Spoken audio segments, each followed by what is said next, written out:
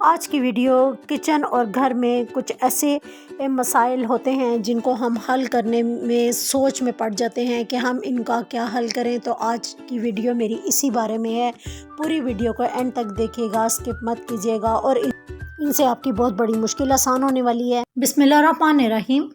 अस्सलाम वालेकुम। इब्तिसाम creative power में आपको खुशामदीद है। Welcome to my channel. हमेशा खुश रहें, आबाद रहें। मैं बाहर से अपने गार्डन से ये फ़्रेश धनिया उतार के लाई हूँ, लेकिन बाज़ ऐसे घर होते हैं जिनमें फ़्रेश धनिया नहीं होता, तो उनको सेव करने का एक बेहतरीन तरीका बता रही हूँ। लेकिन उससे पहले इसको कैसे हम आसानी के साथ साफ़ करेंगे उसका तरीका बता रही हूँ। एक ग्रेटर ले लें। ग्रेटर के इन जो मोटे मोटे से होल्स आपको नज़र आ रहे हैं, इन होल में इस तरह डंडियों को डालें और पीछे से ऐसे खींचें तो धनिया आपका कितनी आसानी से पत्ते अलग हो जाएंगे और डंडियाँ अलग हो जाएंगी।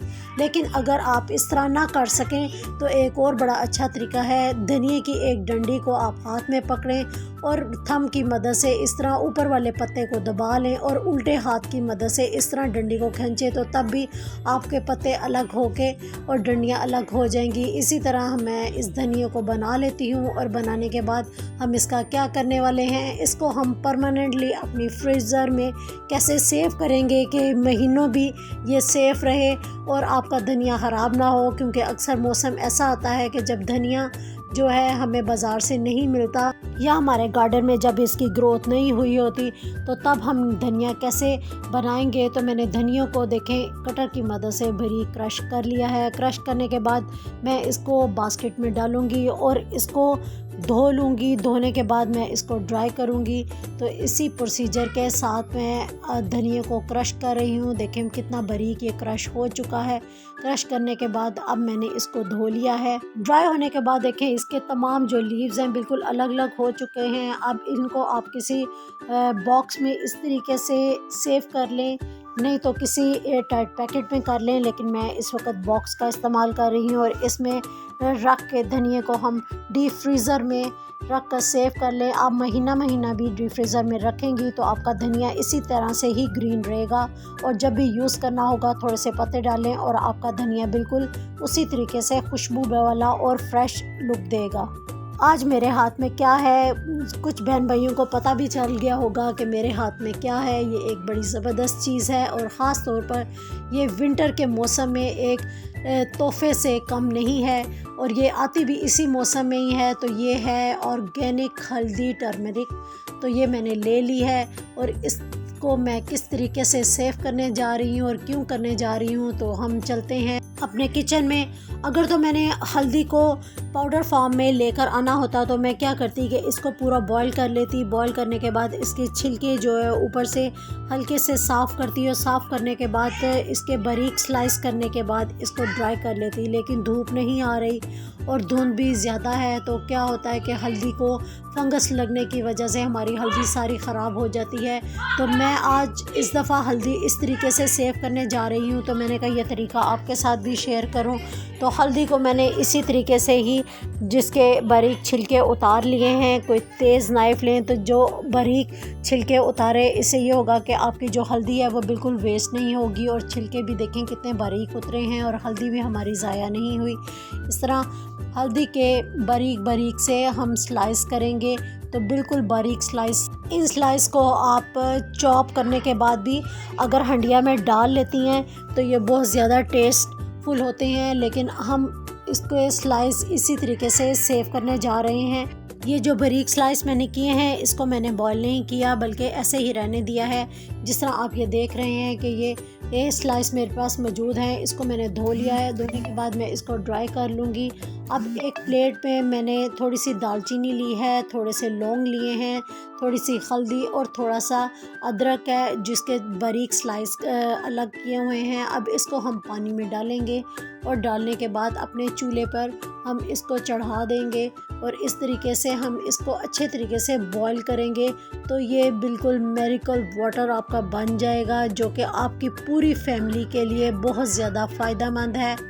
जब ड्राई कफ हो तो उसके लिए तो ये बहुत ज़्यादा फ़ायदेमंद है। इससे ना तो आपकी बच्चों में खांसी आएगी, ना ज़ुकाम, और ना ही इसी तरीके से कोई म्यूकस वगैरह जमेगा, बल्कि उसकी साइनस भी क्लियर होगी। तो ये कहवा ख़ास तौर पर आपसे 2-3 टाइम अपनी फैमिली को ज़रूर दें, ताकि ये इन सर्दियों में आपकी फैमिली सेफ़ रह सके। और ये किसी हर्बल मेडिसिन से भी कम नहीं है। और बाकी की जो हल्दी है वो इसी तरीके से मैं बॉक्स में बंद कर अपने फ्रीज़र में सेव कर लेती हूँ, ताकि नेक्स्ट डे या इससे बाद ज़रूरत के तहत हम इसको इस्तेमाल कर सकें और ये सेफ़ भी रह सके। तो चले हम इसको अपने फ्रीज़र में सेव करते हैं। तो है ना ये काम की टिप। तो इस तरह की छोटी छोटी ऐसी टिप होती हैं जो कि आपकी फैमिली के लिए बेहद ज़रूरी होती हैं। इनसे ज़रूर फ़ायदा उठाइए।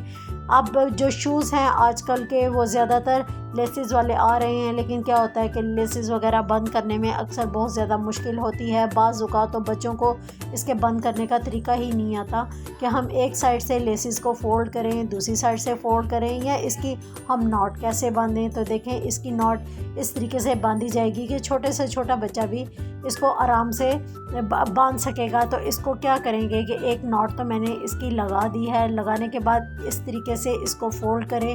फ़ोल्ड करने के बाद जब हम ऐसे बंद करते हैं तो क्या होता है कि ये दोनों साइडें लंबी हो जाती हैं, और लंबी करने के बाद ये गलत तरीका है, ऐसे मत बंद कीजिएगा। नीचे वाली नॉट को बंद करें। बंद करने के बाद जो नीचे वाली फिंगर्स हैं उनसे इस तरह लेसेस को ऊपर उठाएं और हल्का सा घुमाने के बाद ऊपर ले आएं, और ऊपर से लाते हुए इस तरीके से एक दूसरे के अंदर डालें। तो देखें लेसेस कितने अच्छे तरीके से आपके बंद हो जाएंगे। और अगर लेसेस ज़्यादा लंबे हैं तो उसका एक तरीका है कि एक नॉट आप नीचे लगा रहे हैं तो दूसरी नॉट दोबारा डबल ऊपर लगा लें। हैंड फ्री जब हम अपने कानों में लगाते हैं तो हम इस तरीके से हैंड फ्री को लगाते हैं, थोड़ी देर बाद हैंड फ्री नीचे गिर जाती है। जबकि हैंड फ्री सही लगाने का तरीका ये है कि आप कान के पीछे से वायर को लाते हुए इस तरीके से हैंड फ्री लगाएं, तो आप म्यूज़िक को अच्छे तरीके से एंजॉय कर सकेंगे।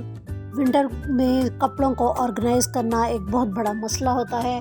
क्या होता है कि जब भी हम विंटर के कपड़े अलमारियों में रखते हैं तो वो इतने इसकी तहें मोटी हो जाती हैं कि उसको निकालने में, रखने में हमें बहुत ज़्यादा परेशानी होती है।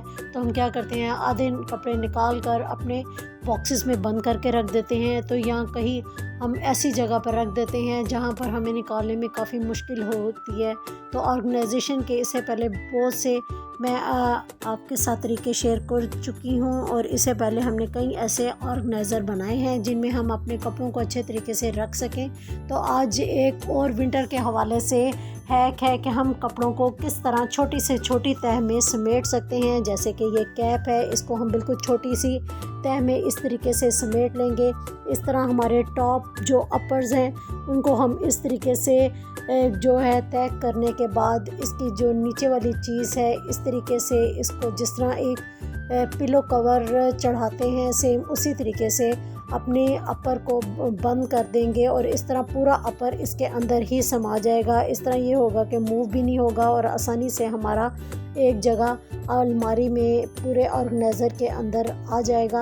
एक दूसरा तरीका इस तरीके से भी है कि इस तरीके से आप कैप को रखें, बाजों को अंदर की तरफ इस तरीके से फोल्ड करें, और इससे और ज़्यादा छोटी तह में करते हुए पहले एक तह लगाएं, फिर दूसरी तह लगाएं, और इस तरीके से उठाते हुए दोबारा से इसको जब हम अंदर की तरफ मोड़ेंगे, और मोड़ने के बाद तमाम का तमाम जो अपर हमारा होगा वो इसके अंदर आ जाएगा, और इस तरीके से इसकी तह भी नहीं खुलेगी, और आसानी के साथ ऑर्गेनाइज़र में रखते हुए हमें कोई परेशानी नहीं होगी। इसी तरीके से ही आप जो पैंट्स हैं चाहे वो जीन की हों या कॉटन की, इस तरीके से आप उसकी तह को लगा सकते हैं कि ऊपर वाली फोल्ड को इस तरह टर्न करें, और टर्निंग करने के बाद जो नीचे पहुँचे वाली जो साइड है उसको इस तरीके से खोलें, और जो बाकी की जो पैंट है इसके अंदर हाथ की मदद से बिल्कुल अंदर रख समेट लें। उम्मीद करती हूँ कि मेरी ये टिप आपके लिए फ़ायदेमंद होगी, और इस तरीके से आपको कपड़े ऑर्गेनाइज़ करने में काफ़ी आसानी होगी। दुआओं में ज़रूर याद रखिएगा।